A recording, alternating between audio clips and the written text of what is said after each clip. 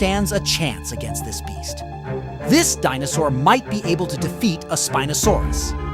This prehistoric creature would have a good chance, and the dino to whom this foot belongs would drive a Spinosaurus so deep into the ground that its spine would end up looking like the hunchback of Notre Dame's. Let's begin with the gigantic prehistoric monster elephant. This is Paleoloxodon pneumaticus, the heaviest land mammal of all time. An elephant of absurd proportions that lived 92 million years after the Spinosaurus. It weighed between 15 and 24 tons. Paleoloxodon pneumaticus was as heavy as multiple African elephants and far more than twice the weight of a Spinosaurus. This immense mass alone gives it a significant advantage. The elephant also stood 4.5 to 5.2 meters tall at the shoulder, much taller than the Spinosaurus. That's not even fair anymore. But size wasn't its only advantage.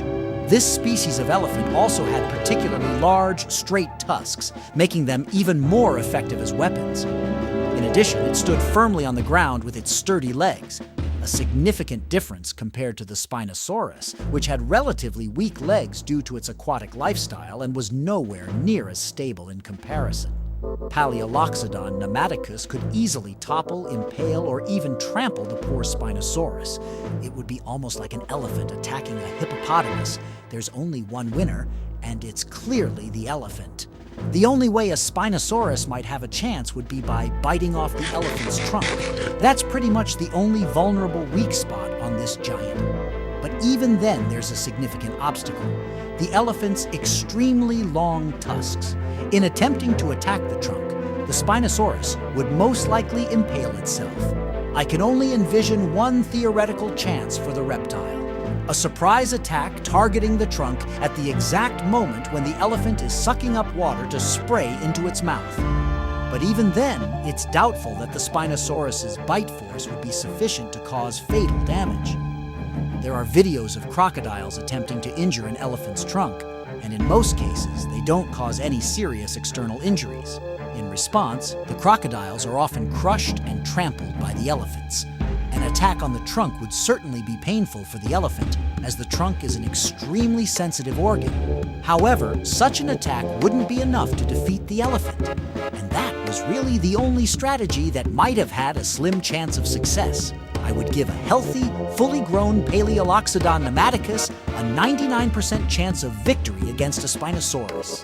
The elephant is simply too large, too heavy, and too powerful. When it comes to crocodilians capable of defeating a Spinosaurus, there are two prominent candidates, but one of them is a bit of a pretender: Sarcosuchus. Sarcosuchus wasn't a true crocodile and was also significantly lighter and less robustly built than other prehistoric crocodilians. While its jaws weren't as narrow as those of a gharial and were easily capable of taking down smaller dinosaurs like iguanodons, Sarcosuchus was simply too small and light to pose a real threat to a Spinosaurus. Deinosuchus, on the other hand, stood a much better chance with its massive, classic crocodilian skull. This crocodile had one of the highest bite forces of any animal that has ever lived. Only much heavier creatures, such as the megalodon or possibly Leviathan, surpassed it in this regard. However, even for Deinosuchus, there remains a huge size and weight difference compared to Spinosaurus. The situation is similar with Paraceratherium. Recent estimates suggest that Paraceratherium was smaller than previously thought, while Sarcosuchus is now estimated to have been somewhat larger. This narrows the gap between these prehistoric predators and Spinosaurus, but not enough to fully bridge the significant difference in size and weight. At just 10 meters in length, Parasaurus brasiliensis was significantly shorter than Deinosuchus, which reached just over 12 meters. While Parasaurus was more robustly built, the length difference meant the two were roughly the same weight, about 4 to 5 tons, or half the weight of a Spinosaurus. Despite this, the bite force of these prehistoric crocodilians far surpassed that of Spinosaurus. Parasaurus had a bite force estimated at 50,000 to 70,000 newtons, comparable to that of a Tyrannosaurus rex, while Deinosuchus had an even stronger bite force. Additionally, both Parasaurus and Deinosuchus were true crocodiles, meaning they likely employed the death roll, a technique in which they tore off body parts with a swift rotational motion. With a surprise attack, they might have been able to rip off one of Spinosaurus's legs. However, completely defeating a Spinosaurus would have been extremely difficult, even in water. On land, though, the crocodilians would have had no chance. While Spinosaurus was not particularly powerful outside of water, its longer legs made it far better adapted to terrestrial environments than either crocodile. When compared directly, the biggest difference becomes clear. In water, Paraceratherium or Dinosaurus might, with a lot of luck, manage to win, but their chances were slim. On land, Spinosaurus would have the upper hand. However, some dinosaurs could potentially defeat a Spinosaurus on land, given a bit of luck, such as the Stegosaurus. With its massive one-hit kill Thagomizer, the Stegosaurus was a formidable opponent. Each of its spikes was 60 to 90 centimeters long, swung by a 5.5-ton body. A single hit from this tail could bring even a massive sauropod or other powerful dinosaurs crashing down, and for Spinosaurus, it would be just as devastating. Tail weapons like those of Stegosaurus are extremely rare in the animal kingdom. Today, no animal has a tail club, although some creatures, such as alligators, porcupines, armadillos, and iguanas, use their tails for defense by striking with them. However, the spiked Thagomizer of Stegosaurus was far more effective. A remarkable fossil showcases the devastating power of the Stegosaurus's tail. A tail vertebra from an Allosaurus was pierced clean through by one of the Stegosaurus's spikes. This injury led to an infection that partially healed, indicating the Allosaurus survived the attack. If the blow had landed on a more sensitive area, the Allosaurus likely wouldn't have lived. Even against a much larger animal, like the 5 times heavier Spinosaurus, a well-placed strike from the spiked tail could be catastrophic. The tail of Stegosaurus was far more flexible than those of many other dinosaurs, as it lacked ossified tendons. To wield its weapon effectively, the Stegosaurus likely shifted its weight onto its hind legs, lifting its front legs off the ground and using the rotational momentum to swing its tail with maximum force. A hit to the head, neck, or abdominal region could prove fatal even for a giant predator like Spinosaurus. Despite this powerful weapon, Stegosaurus had its own vulnerabilities. The bony plates on its back, which are currently believed to have stood vertically, offered little real protection against attacks. Their primary function was likely to make the Stegosaurus appear larger and more intimidating, potentially deterring predators. In a direct fight, however, the plates were almost useless. The unprotected sides and the small head made Stegosaurus particularly vulnerable. A Spinosaurus would have had a good chance of victory, provided it avoided the devastating strikes of the Stegosaurus's tail. Animals with fewer weaknesses were significantly more dangerous for Spinosaurus, particularly the Ankylosaurs, a group of heavily armored dinosaurs. The largest species, such as Ankylosaurus magniventris or Zool cruravastator, would likely have stood a very good chance against a Spinosaurus. One of the earliest ankylosaurs, Cedarpelta, had not yet developed the impressive bony tail club seen in its later relatives, and would therefore have been less effective in combat. Unlike Stegosaurus, ankylosaurs were almost completely armored. Their entire backs were covered in osteoderms, bony plates embedded in the skin. These plates varied in shape and size. Some were broad and flat, while others were tall and robust. Even the gaps between the plates were protected by narrow, high spikes. Smaller plates may have further protected their limbs, adding another layer of defense. This extensive armor would have made it incredibly difficult for a Spinosaurus to inflict serious damage. With its relatively low bite force, far weaker than that of a Tyrannosaurus rex, it would have been almost impossible for Spinosaurus to penetrate the Ankylosaur's tough defenses. However, Spinosaurus did possess long, powerful arms with sharp claws, an advantage it held over T-Rex in this scenario. These formidable forelimbs could have given Spinosaurus the ability to target the soft and vulnerable underside of an ankylosaur. This weak spot, while theoretically accessible, was likely well protected by behavioral strategies. Ankylosaurs probably defended themselves by lying flat on the ground to shield their vulnerable underbellies, making them even more challenging opponents. Even with Spinosaurus's powerful arms, a battle against an ankylosaur would would have been highly risky. A direct hit from the ankylosaur's tail club could have severely injured or even killed the Spinosaurus. The club was specifically designed to deliver immense force. Upon impact, the stress on the bones could reach up to 718 megapascals. No dinosaur bones could withstand such forces.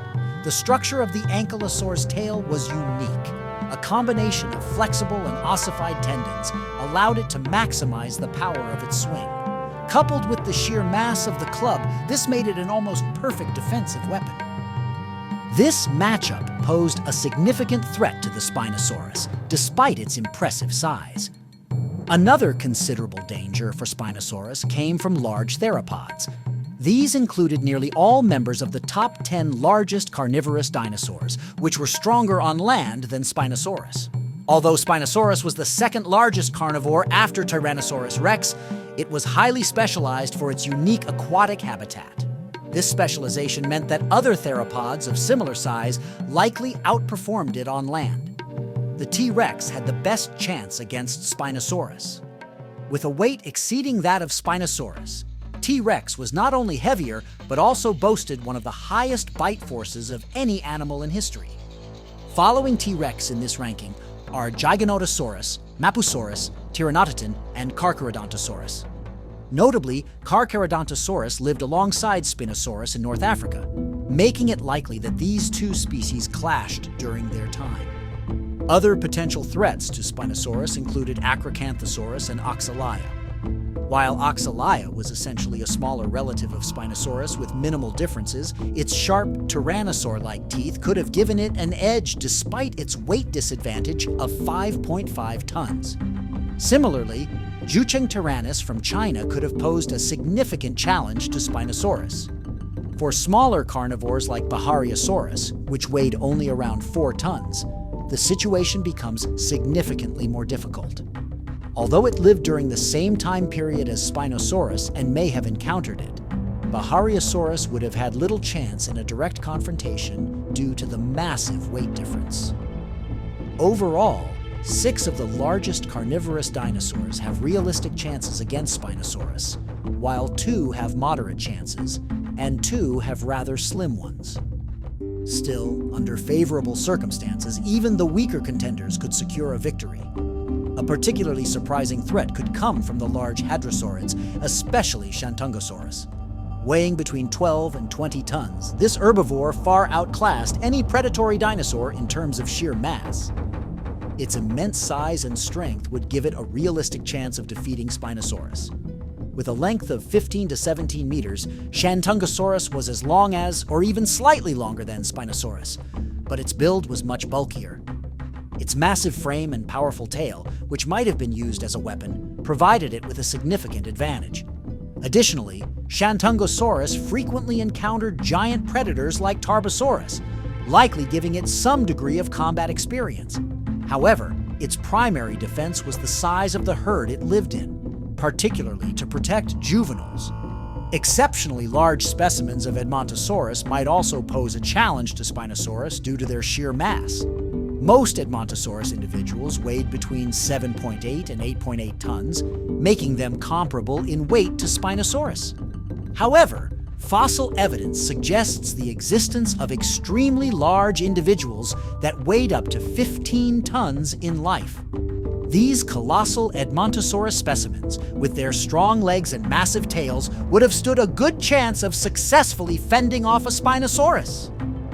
Even more impressive is Paraceratherium, a hornless rhinoceros that ranks among the largest land mammals of all time, second only to the enormous elephants. This colossal animal not only surpassed other mammals, but also outweighed nearly every dinosaur. With a shoulder height of approximately 5 meters and a weight of 15 to 20 tons, it was a true giant.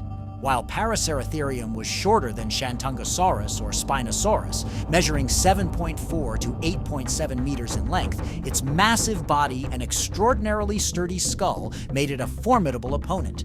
As with Paleoloxodon pneumaticus, the greatest threat posed by Paraceratherium was its sheer mass. Weighing more than many sauropods and other dinosaurs, this animal could inflict devastating damage simply by trampling or using its immense bulk in a confrontation. Although Paraceratherium lacked tusks, which puts it at a disadvantage compared to other large animals like Paleoloxodon, its sheer size and stability made it an extremely dangerous adversary for Spinosaurus. Despite the Spinosaurus's powerful forelimbs and its weight of up to 20 tons, Paraceratherium's lack of a tail that could be used as a weapon gives Spinosaurus a slight advantage, particularly with its claws.